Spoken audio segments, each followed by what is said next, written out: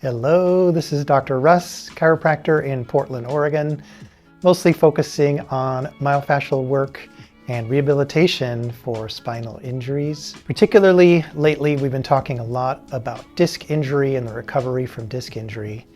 So I want to take you through some very safe but very effective ways to stabilize your core when you're recovering from an injury or a period of low back pain, even if that was related to a herniated or bulging disc in your lower back.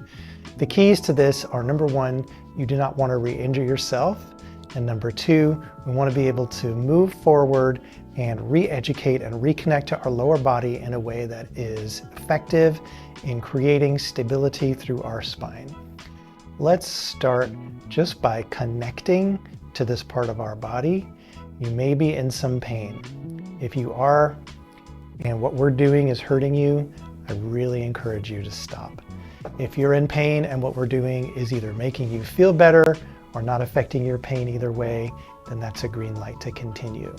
Pain during the rehabilitation process might be okay, and it might be a sign that you're doing too much. So just check in first. Does sitting on your sit bones on a fairly firm surface hurt you? Okay? What does it feel like? Try to get your sit bones right on the mat. Okay, now if your knees are in or your knees are out, you're not going to really have good contact with your sit bones. If you've got a lot of tissue in your butt, it's totally okay to reach around and kind of pull the cheekbone out, the butt cheek out a little bit, cheekbone. Pull the butt cheek out a little bit so you can get a nice connection of the sit bone on the surface that you're sitting on. And we're just going to start by rocking on our sit bones. Like how rocking chairs have those curved rails that they rock on. Well, your sit bones are kind of shaped like that. So there's a couple of ways you can do this. I want you to notice that as my pelvis rocks forward, my shoulders pretty much stay where they are, which means my back has to arch a little bit. As my pelvis tucks under, my shoulders pretty much stay where they are, which means that my spine has to curl a little bit. So we call this the arch, and we call this the curl. And what we want to do is just a really gentle arch and curl. And we don't want to curl so much that we're getting a big, deep stretch in our low back, especially if we're still in the repair stage of our injury.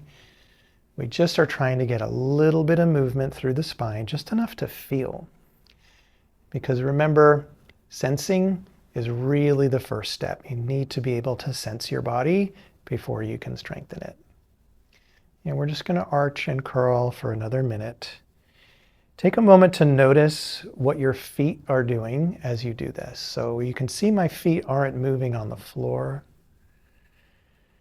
And as my pelvis rocks forward and I arch, there's actually a little bit of pull. Almost like, because my feet aren't moving, it's almost like I'm pulling them toward me, and the friction on the floor keeps them from moving. So there's a little hamstring engagement that helps me rock that pelvis forward. And as I'm going into my curl and the pelvis rocks back, there's just the slightest push of the feet away. So see if you can actually key into this and almost like initiate the movement of the pelvis from the feet. Okay? And again, your feet aren't moving. You just kind of, using the friction on the floor, pull with the feet and the pelvis rocks forward. There's some hamstring activation that takes place. And then to go the other way, it's ever so gently pushing with the feet. And that allows and creates a tucking of the pelvis and a curl through the spine. And I'm going to take a moment here to just let you play with that. And I'm going to talk to you a little bit about why this is important. Because stability is not just about strength. Stability is so much about balance, coordination, and a firm foundation. The best analogy I can give you is of a building. Imagine you built a building out of steel. Steel is very, very strong. But if that building doesn't have a good foundation, if the foundation is tilted or wobbly, that building is not going to be stable. Even though that steel is super strong, eventually it's going to start to sag. So that is why I really like to emphasize good foot and ankle awareness anytime we're doing any core stabilization.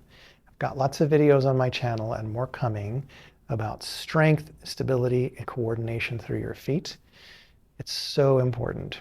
As a chiropractor who is so interested in the soft tissue network and the incredible web of myofascia that creates our form, I can tell you there have been innumerable, countless times over the course of my practice where folks have come in with hip or lower back pain that has not responded to therapy to the hip and lower back that were being initiated by problems in the feet.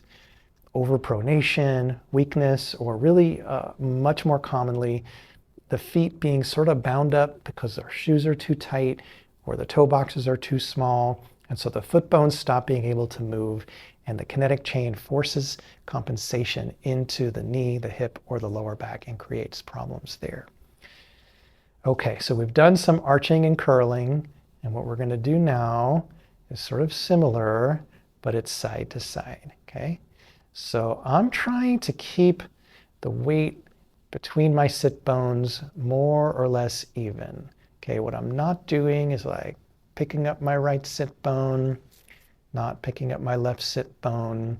I'm shifting my upper body on my pelvis. Shifting it right, shifting it left. See, shifting right, shifting left. I'll move my hands so you can really see. There's a little bit of a shift to the right sit bone here.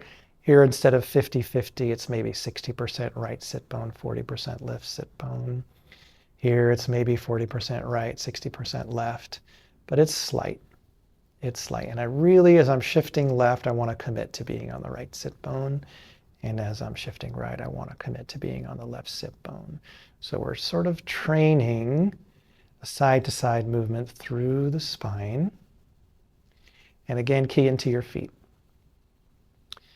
What is happening in your feet as you do this? There's like a little push and a little pull.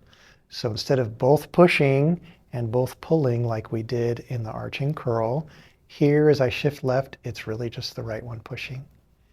And here as I shift right, it's just the left one pushing. And it's slight. It's not a big push, it's just a little push. Okay, now we're going to change that. Imagine my sit bones here. I'm rocking onto my right sit bone and the left one is coming up. And I'm rocking onto my left sit bone and my right one is coming up. And just like with the arch curl, keeping my shoulders more or less in the same place, right? It causes my spine to have to make a C in one direction, a C in the other, an open parentheses, a closed parentheses. Still pushing with my feet. Still pushing here with the right foot. Still pushing here with the left foot, ever so gently. Okay, here. Rocking onto the outside of the right sit bone, the left sit bone comes up. There's 2 inches of space under my left sit bone here. Rocking onto the outside of my left sit bone, my right sit bone comes up a little bit. This is gentle. And we're not forcing any movement. This is not a big stretch. We're not looking for any deep or intense sensation. We're just looking for gentle mobilization and getting a sense of, as I shift onto my right sit bone, what does my spine do? How does that feel where the base of my neck meets the top of my shoulders? What exactly is going on here? And I'll just give you a chance to do a few more just like that. Every day, we're training our spine. Some days, we train our spine and our whole body really to walk, to take long walks. We tell our body, we need you to be able to take long walks. Some days, we don't do much of anything. We're sitting around, maybe we're at work, we're vegging out on the couch, maybe we're on a long car trip or a plane trip. And on that day, we taught our body, we need you to be able to sit down and do nothing for a really long time.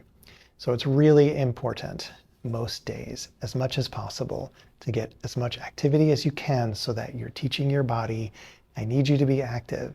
I need you to be able to have movement I need you to be able to metabolize oxygen, fats, proteins, and carbohydrates. I need you to be able to build proteins and build muscle and repair tissue after microtrauma.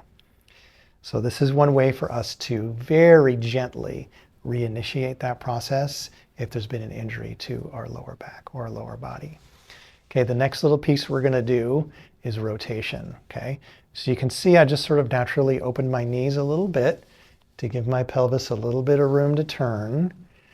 And I instinctively kind of shift my hands along my thighs. So as I turn right, okay, my right hand sort of slides up my right thigh.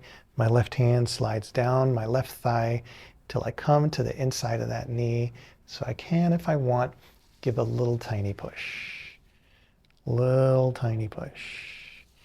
And again, noticing what the feet are doing. Noticing what the feet are doing. As I'm turning to the left, my right foot is pushing, my left foot is pulling. As I'm turning to the right, it's the opposite. Right foot pulls, left foot pushes.